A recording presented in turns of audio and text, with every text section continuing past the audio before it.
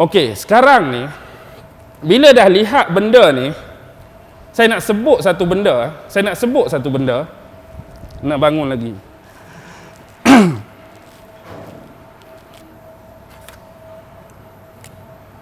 Bila kita tengok piramid, atas ni kita buat macam ni. Ni mata sebiji kan, raja yang ditunggu di akhir zaman. Bawah ni dia banyak lapis. Tapi saya nak ambil, nak bagi ringkas, nak bagi senang, nak bagi faham, kita buat 2 lapis je. Ataupun 3 lapis, senang, 3. Okey. Agak-agak bawah pada mata sebiji ni, siapa duduk bawah tu? Ni kita panggil kumpulan elit. Kumpulan elit. Faham? Orang-orang hebat-hebat. Kadang-kadang nama mereka tak disebut pun dalam sejarah, tak disebut pun dalam buku di sekolah-sekolah. Mereka tersembunyi. Ni dipanggil golongan pelaksana. Nak laksana agenda siapa? Agenda elit atas ni lah. Ni dipanggil the slave. Hamba-hamba yang bekerja untuk pelaksana. Agak-agak anda nak letak anda duduk mana? Elit ke, pelaksana ke, hamba? Nak duduk kat mana? Kau berasa elit? Kau berasa atas sekali?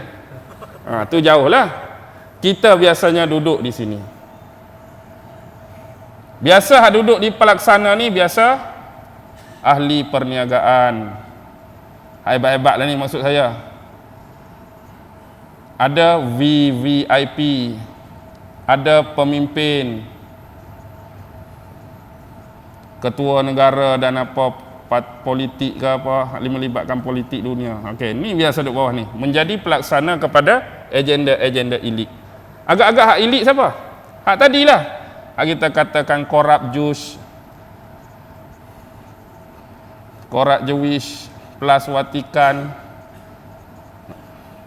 Inilah jadi kita katalah nak pecah sangat. Freemason, Illuminati, apa lagi? CFR, Tritalaria Commission, biarlah. Skull and Bond. Banyaklah, tak payah nak tulis lah kan. Okey, lebih kurang. Okey, nampak Sekarang ni agak-agak anda duduk di mana? Agak-agak anda duduk di mana? Bawah sekali kebanyakan kita. Bawah sekali. Kalau anda nak mengaku duduk nombor 2, anda bukan orang biasa dah. Maksudnya sekurang-kurang anda sudah menjadi keahlian atau keanggotaan mereka. Sebahagian besar, bukan semua, sebahagian besar. Ada yang tak terjerat, ada yang mampu menilai, ada yang mampu menilik, ada yang mampu diselamatkan. Apapun bila tengok benda tadi, saya nak mengembalikan nostalgia dan kenangan silam kepada Allahyarham Tan Sri P. Ramlee. Sebab kebiasaannya, filem-filem arahan yang diterbitkan oleh Tan Sri P. Ramlee ini banyak manfaat-manfaat, iktibar-iktibar dan pelajaran-pelajaran yang kita boleh ambil. Ada satu filem yang cukup terkesan bagi saya, walaupun berkemungkinan besar bukan itu yang dimaksudkan oleh beliau, cuma penceritaan, tetapi saya akan cerita balik dalam bentuk versi dan variasi pandangan saya tidak terlibat dengan beliau. Faham? Saya sebut awal-awal Saya akan mengutarakan tetapi ambil watak-watak daripada filem yang dia lakonkan dan terbitkan dalam bentuk versi dan variasi pandangan saya sendiri yang tidak tertakluk dengan beliau dan pandangan orang lain. Saya akan kemukakan satu filem yang cukup terkenal, kira filem perang, filem lawan-lawan, iaitu 6 Jahanam. Semua masih ingat nostalgia filem 6 Jahanam. Filem Enam Jahanam secara ringkas mengisahkan seorang peniaga, seorang pengusaha kain, iaitu Tan Tari, bukan? Dengan isteri dia, Mas Merah. Jadi dia duduk di satu pekan, nama pekan Permatang Menara ke? Lebih kurang lah, Permatang Menara tu seberang. Permatang Menara ke apa lebih kurang. Jadi kebetulan ada orang kaya nak beli kain, minta dia hantar. Waktu dia hantar kain itulah datangnya sekumpulan perompak. Yang sebelum tu perompak ni dah ada perjanjian. Ini adalah perompakan yang terakhir. Lepas pada ni berhenti dah. Nak jadi orang baik-baik, dicelah orang ramai, padahal jahat. Dia nak jadi baik, dicelah orang ramai, padahal dia jahat. Jadi kebetulan ditakdirkan masuk dalam kedai Tan Tari tadi. Akhirnya tengok bini kawan ni cantik, jadi dirogol beramai-ramai, kemudian last sekali dibunuh. Tetapi mungkin ada kebetulan masa tu tertangkap pada kamera Ahling ke apa ke kedai sebelah tu. Jadi nampaklah gambar 6 jahanam tadi.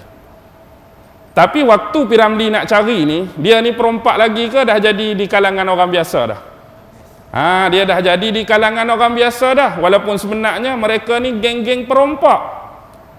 Apa yang nak dibawa di sini ialah tengok kepada piramid tadi, jangan tengok hak paling bawah, tengok yang kedua. Bila kita tengok yang kedua, dia akan membawa kepada kita 3 watak. Pertama sekali yang Tan Tari cari ialah Mumbala. Mumbala lakonan Syarif Babur. Syarif Babur, hak jenis mamak-mamak sikit. Di hujung hayat-hayat dia berlakon filem Setinggan. Filem Setinggan kali dengan S. Syamsuddin, hak kisah rumah berantu tu. Dia jadi Tok Bomo tu. Tu Syarif Babur.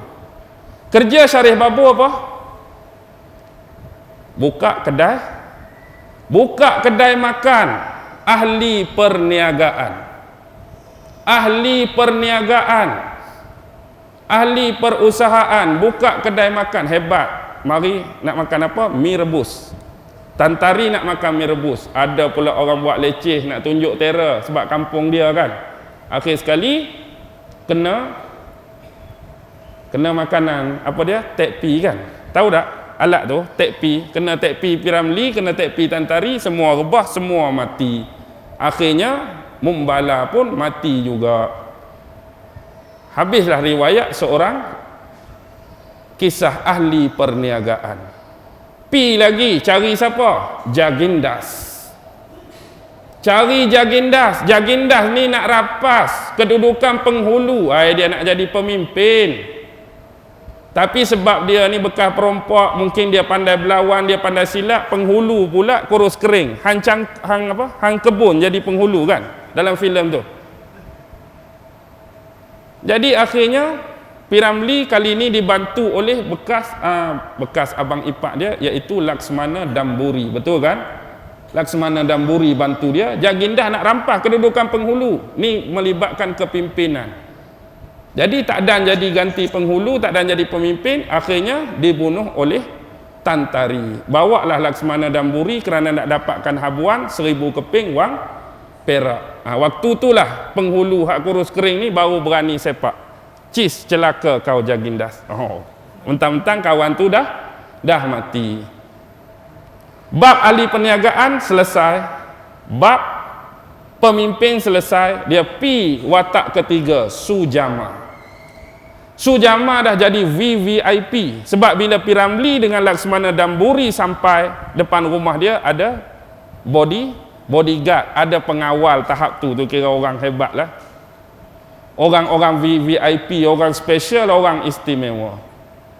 Tapi jemput, silakan wahai saudara. Tapi belakang pintu ada apa? Belakang pintu ada apa? Ada dah nak tunggu, takik nak tunggu tetap. Kebijaksanaan Piramli mampulah Sujama. Jadi 3 watak tu mengingatkan saya pada grup ahli perniagaan, pada grup pemimpin, pada grup VVIP. Kemudian kita naik kepada grup elit. Biasa grup elit ni yang paling banyak memerintah kita ialah golongan bankers dan penyimpan-penyimpan emas. Dia bergeraklah, berjumpa dengan hak kurus sikit, Katipang. Katipang ada kedai emas, dia token emas, Katipang. Saya nak beli emas. Saya nak beli emas yang mahal-mahal. Oh, ada. Oh, ada. Tapi saya tak simpan kat luar. Saya simpan kat dalam. Tempat takut orang rampas. Silakan saudara. Buka peti besi. Boleh pilih saudara. Boleh pilih. Aku bukan nak emas, tapi nak bunuh kamu. Apa pasal? Apa pasal? Ayat apa pasal tu ada setiap adegan. Last sekali kena bunuh. Mati Katipang. Hak terlibat dengan emas. Kemudian pergi jumpa jin kepala toncet. Osman Botak, Paragas. Paragas, dia jadi apa? Pengurusi tabung rakyat. Dulu mungkin tak kenal lagi istilah bank, dia panggil tabung rakyat. Hari ni panggil bank rakyat. Tapi bukan maksud saya bank rakyat kita lah. Maksudnya bank tu. Bank. Tempat orang simpan duit. Tempat orang simpan harta benda. Bankers. Saudara nak simpan apa? Saya nak simpan senjata ini pada tubuh saudara. Apa pasal? Keluar lagi. Apa pasal? Sebab ingat tak? Saudara membunuh dan merogol isteri hamba di Pekan Matang Manara. Mati pula kawan tu. Sebelum mati tu dia jereluh dalam lubang rahsia tu kan. Bawah tu nasib baik Laksmana Damburi ada senjata hikmat yang Syarif Dor sebagai sultan bagi. Last kali. Ingat tak watak Karambit? Karambit bagaimana mata dia? Mata dia rosak sebelah kan? Mata Karambit rosak sebelah. Dia jadi apa? Guru silat. Banyak dia rekrut ahli-ahli baru tak? Oh, ramai orang nak mengaji silat dengan dia. Belum tentu lagi dia pandai bersilat, tapi ramai terpedaya dengan dia. Konon-kononnya dia hebat bersilat.